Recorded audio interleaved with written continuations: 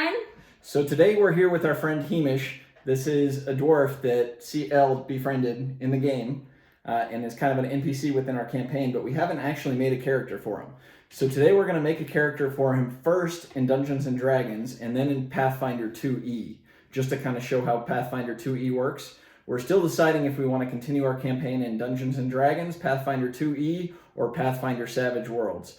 But either way, we're going to actually build out the character, and then in a future video, Hemish is going to go up against the Crag Cat. And who knows, we may even have Hemish take on some ninjas. So let's go ahead and quickly create his character in both systems. Hemish is a level 3 Dwarf Fighter. So to quickly make this character, we just went ahead and used the standard array. So I've got it listed over here on the left-hand side of the page. I'm going to go ahead and assign these values, and then also, so starting off, Hemish is a dwarf. With a dwarf, he gets a +2 Constitution modifier. So I'll just go ahead and notate that over here. And then there's several skills specific to dwarves I listed below. Dwarven combat gives proficiencies in certain weapons. Since he's going to be a fighter anyway, it's kind of pointless to write that down. I gave him proficiency in Mason's tools, dark vision, and then Dwarven resilience are all things that can be seen on page 20 in the player's handbook. Then I went ahead and picked my subrace of dwarf. So I went ahead and chose a hill dwarf.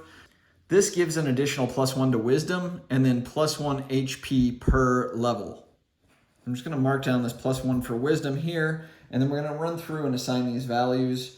I went ahead and gave the 14 as Constitution, so that will give him with the +2 an overall Constitution of 16. I gave the 15th to Strength. I gave the 13 to Wisdom, and then you get the +1 for 14. 12 went to Intelligence. 10 went to Dexterity, and then 8 was for Charisma. So let's go ahead and switch over to the digital sheet and continue from there. Okay, so I have filled out the digital character sheet. I went ahead and added the modifiers to my attributes, and then filled out everything for the dwarven background that we kind of ran through already. Next is the background. So for background, I chose Outlander. It comes with the proficiencies in athletics and survival. So let's go ahead and mark those off. And then also a proficiency with a musical instrument of your choice. For Hemish, I went ahead and chose bagpipes. Seemed like it might fit. Then I rolled through on page 136, 5 different items for the background. So first is the origin, and I received tribal nomad. Second is trait, which is watches over friends. Third is ideal. I rolled a 2, greater good. Bond, family, friends, and tribe. And then for the flaw, I rolled, it's actually enamored of ale in the book, but playing with the kids, I decided enamored of pie would be a good substitute. I myself like to eat a lot of pie, and Hemish does as well. Now that we have the background out of the way, we can take a look at fighter for the class. So it starts off again where I get 2 skill proficiencies of my choice from a small list. Athletics and survival are already on there. I went ahead and chose history and perception. And then for the fighter, saving throws are in constitution and strength. So now for hit points. So Hemish is going to be a level 3 fighter. This is a quick way of leveling up the character. If you're trying to play a character at a later stage, you run through the class features, kind of pick out the feats and take the different abilities. It tells us in the book on page 71 that hit points at first level are 10 plus your constitution modifier. So 10, and then our constitution modifier is 3, but also due to the hill dwarf ability, we get another +1. So our hit points are going to be 14 at first level. Then to move up to level 3, on average, we would get an additional 6 hit points plus constitution modifier plus that hill dwarf item per level. So that comes out to 10. So what we're going to go ahead and do is add 10 per level. So this is level 1. At level 2, Hemish would be 24. And then at level 3, Hemish is going to have 34 hit points. For being a fighter, Hemish gets proficiencies in all armors, shields, simple, and martial weapons. So at level 1 as a fighter, Hemish gets to choose a fighting style. I'm going to go ahead and choose defense for his fighting style, which is going to give him a +1 bonus to his AC. And then we'll write down that Hamish has second wind, which allows him to heal 1d10 plus his level. Next we'll add action surge, which he would pick up at level 2. This allows him to take 1 additional action during a turn. Also has to finish a short or long rest before he can use again. Then at level 3 we get to choose an archetype. I'm going to choose champion for Hamish. This allows Hamish critical strikes on 19 or 20. So finally I'm going to quickly fill out all the proficiency bonuses. And then I'm going to pick out Hamish's items. We already had these because it's a character we've been using as an NPC in a campaign. So went ahead and gave him his weapons and armor. He's got splint mail, which costs about 200 gold. He does have 180 gold pieces on him, a shield and a warhammer. Just kind of filling those out. For armor class, that armor is 17 base plus 2 shield, and then +1 for his defensive feature as a fighter. That brings his armor class up to 20. The warhammer, he's got a +4 attack bonus, and it does 1d8 plus 2 bludgeoning damage. I went ahead and filled in his speed, filled out all his modifiers over here, and we have quickly built a level 3 Dwarven Fighter in Hamish to use in our combat against the Cragcat. So I've started by filling out the basics on the Pathfinder character sheet. In Pathfinder, they teach the basics of character creation as the ABCs. So ancestry, background, and then class. However, it ends up being a lot more complex than that, mostly due to the workflow in the book. You're bouncing around from page to page, and it can be a little bit daunting. But to try and break this down as best we can, first you choose an ancestry, which in our case is dwarf. For each ancestry, you get a +2 in 2 different abilities, and a flaw, which is a -2 in another. Now the rule is that for each step, if you get +2 to 2 different abilities, you can't choose the same abilities twice. So to start off with, for a dwarf, you get a +2 in either Constitution or Wisdom, and then a +2 in any. And then you get a -2 as a flaw in Charisma. So we'll start there. And then we'll take the +2 in Constitution, and an additional +2 in Strength for the any. Now the particular character sheet that I have here auto updates. I'll post a link to this in the description. It is quite helpful, and I think it, especially in starting out and creating characters, it's going to help people a lot. The next item is just the basics for dwarf. So for hit points, a dwarf starts off with 10, they're size medium, and then they have a speed of 20. So when going through the ancestry, the next step is heritage. These are basically subclasses of the different ancestry you chose. In the case of dwarves, these can be found on page 36, and I chose strong-blooded, which gives a poison resistance bonus. You also have a special feat specific to your ancestry. In the case of dwarves, it's dark vision. Then I chose my heritage feat. And then you get a feat class for the ancestry. There's a list to choose from. In the case of dwarves, it's on page 36. And I chose Unburdened Iron, which gives me no speed reduction in armor and also some other speed related abilities. These can be filled out on the character sheet under Ancestry Feats and Abilities. And that kind of rounds out the Ancestry section. Next we'll move on to backgrounds. Backgrounds can be found starting on page 60, and there's several pages worth of backgrounds to choose from. Each background gives 2 boosts to attributes, 2 skill proficiencies, and a feat. In the case of Hamish, I chose the warrior background. It allows for either an attribute increase in strength or constitution, plus 1 additional. In my case, I chose both strength and constitution. I chose strength, and then the any was constitution. And then for the 2 proficiencies, warrior gives training in intimidation and training in warfare lore. It also gives the feat Intimidating Glare. A quick note on skills and proficiencies. Each skill starts off untrained, which only gives you the attribute modifier. Once you gain training in the skill through your class or background or leveling up, there's 4 different levels of trained. So there's trained, expert, master, and legendary. Under each of those categories, there's a higher bonus, and then you add your level.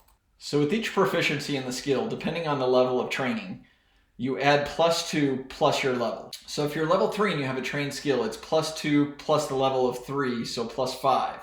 Once you increase the proficiency of that skill up to, say, master, you would have a +9 at that same level. While I'm a huge fan of the different levels of proficiency trainings and adding a +2 trained, expert, master, and legendary training, I am not a big fan of adding the level. This is one thing I don't like about Pathfinder 2e.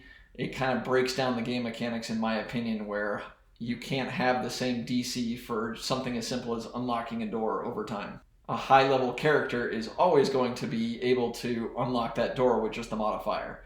Imagine having a level 20 character with just basic training. You'd have a +22 versus the same level of training for a level 1 is +3. Now we're going to look at class. In the case of Hamish is a fighter. You can take a look at all classes on page 67 of the core rulebook. The fighter specifically is on page 141. With a fighter, you start off with expert in perception. Then for saving throws, you get expert in fortitude, expert in reflex, and trained in will. For skills, a fighter gets to choose between athletics or acrobatics training. We'll go ahead and choose athletics. And then this is where the rules break down just a little bit, because next you get 3 skills plus your intelligence modifier to be trained in. We haven't finished with our ability scores yet, so I'd prefer if this step came first in the book. We'll go ahead and jump to that step, which is basically to round out ability scores. We get 4, all characters get 4 general increases to different ability scores of their choice. Just to kind of stay in line with our Hamish from D&D 5e, we'll go ahead and take Strength. Then for the second, we'll take Constitution. Then we'll take Intelligence. And then finally, for the 4th attribute increase, Wisdom. Now that we've done this, we can see that our Intelligence modifier is going to be equal to 1. So with the Intelligence modifier of 1, we get 3 skills plus the 1, so we get to choose 4 skills to be trained in. So again, in order to stay in alignment with the Hamish we created in Dungeons & Dragons 5e, we'll try and pick similar skills with those 4. So let's go ahead and add training in Survival, Society, Nature, and Crafting for our 4. So next for fighters, they're trained in all armor, and then they're trained unarmored.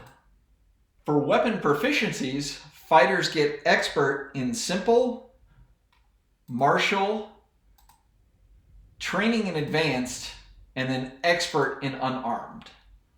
Fighters also get training in the fighter class DC. So anything specific to fighters where there's a difficulty calculation, this is what would be rolled. So now we'll review our fighter feats and abilities.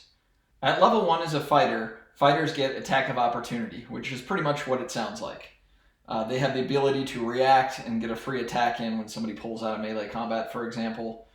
Exacting Strike is the fighter feat that I chose. So this is from a list on page 144. Basically it's an attack that does not count towards the multi-action penalty. The next feat, comes standard with fighters, is Shield Block.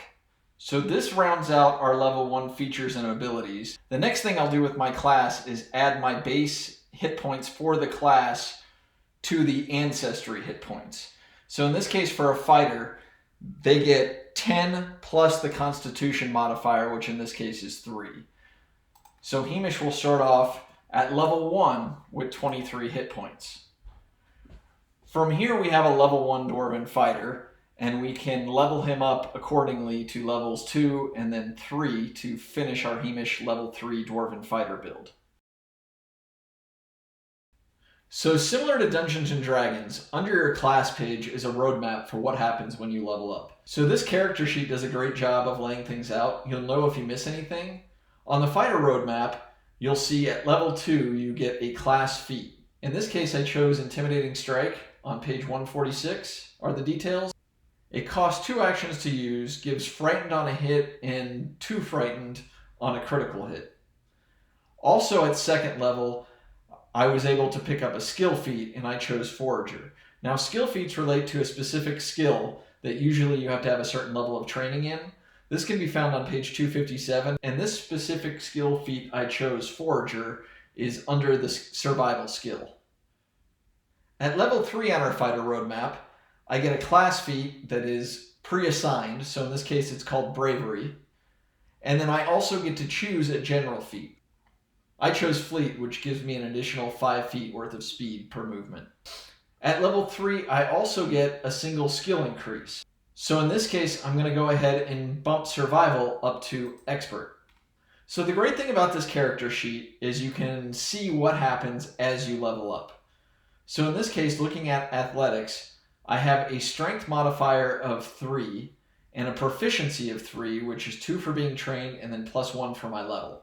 When I go here and I up this level from 1 to 3, it's going to bump my total Athletics proficiency up to 8. So I still have the 3 modifier for Strength, and now my Proficiency is 2 for being trained plus my level of 3. This works universally, however we do have to do hit points manually. At level 2, I would add an additional 13 hit points to my total, so that would bring us up to 36. And then again at level 3, I would add another 13, so that would bring us up to 49. So the last thing we need to do in order to round out Hamish in Pathfinder is to get his armor and weapons.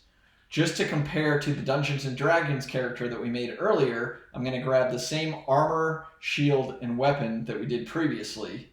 For the armor, I grabbed Splint Mail. He's proficient in it with the proficiency bonus that gives him an AC of 20. Now usually this would also decrease his speed by 10. However, since I have the Unburdened Iron feat, he is not affected by that. For the shield, I grabbed a standard iron shield, plus 2, so that will bring his total armor class to 22 when using the shield. And then for the weapon, I got a mace. He's plus 8 to strike, 1d6 damage, plus his strength modifier. One thing I will say about this system that does not translate well is the economy. So to explain what I mean, the Splint Mail in Pathfinder cost 13 gold. In Dungeons & Dragons 5e, that same armor was 200 gold.